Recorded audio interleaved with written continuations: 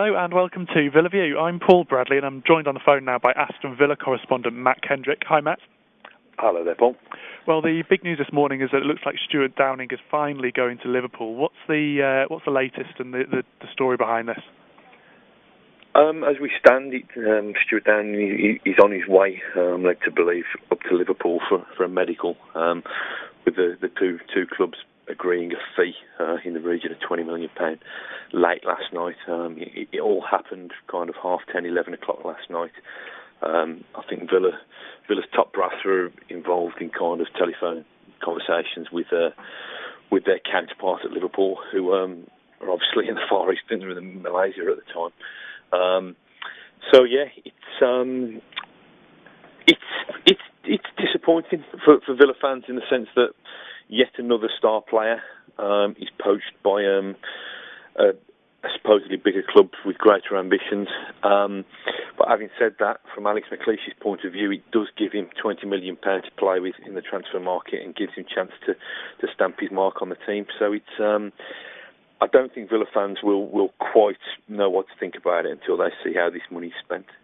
No, we'll come on to spending the money and potential transfers in a moment, but you touched on it there, just how maybe annoyed Villa are as a club, and the fans will be, that Downing's come in, that they've backed him to the hilt, and then it seems like he's made a U-turn, and it's not betrayed them, but it's been a difficult time for Villa to let him go, I suppose.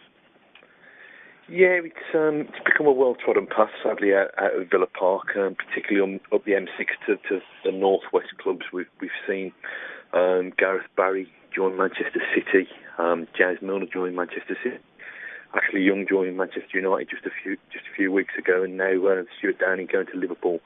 And it's hard to escape this kind of selling club mentality. But having said that, I think sometimes football clubs do have to accept their place in the scheme of things. I mean, Manchester United were unable to resist Real Madrid when they came in for Cristiano Ronaldo, and Tottenham are having problems trying to keep Chelsea away from Luka Modric at the moment. So it's so difficult now if a player's head is turned to try and convince him, otherwise trying to convince him to stay. I mean, it's particularly galling with Stewart Downing, I think, because not only did he give positive indications to myself, actually, at the start of the summer, just after he picked up his Player of the Season awards, that he was keen to stay.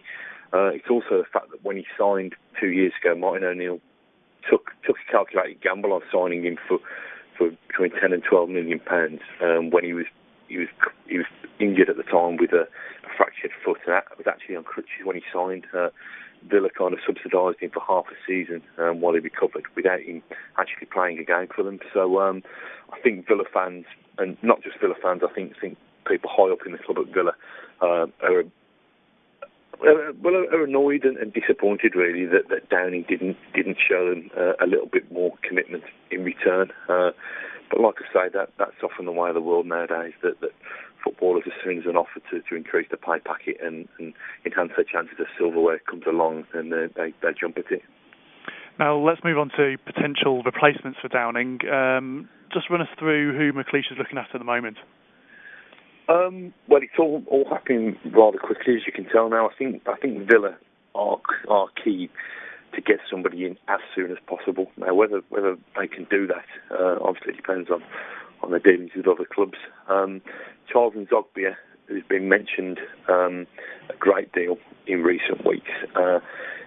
Villa now are ready to declare their interest in him. I think he's always been a player that Alex McLeish has liked, and that Alex McLeish's staff have liked. They came close to signing him for Birmingham last summer, agreed a fee with Wigan, I think, but only for the player to reject personal terms.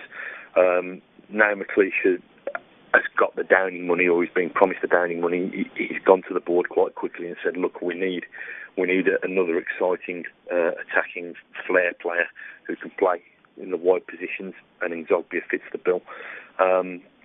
Dave Whelan, the Wigan chairman, interestingly earlier in the week, admitted that they would have to sell him with him being in the last year of his contract. But I don't think Villa will want to pay much in excess of 10 million for him, if truth be told, which would leave them another £10 million to invest elsewhere in the squad from the Downing money.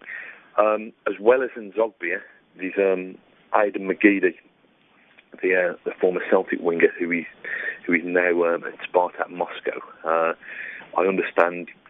Well, I don't think he actually really wanted to join to go to Russia in the first place, but I understand that I don't think his partner is that settled over there.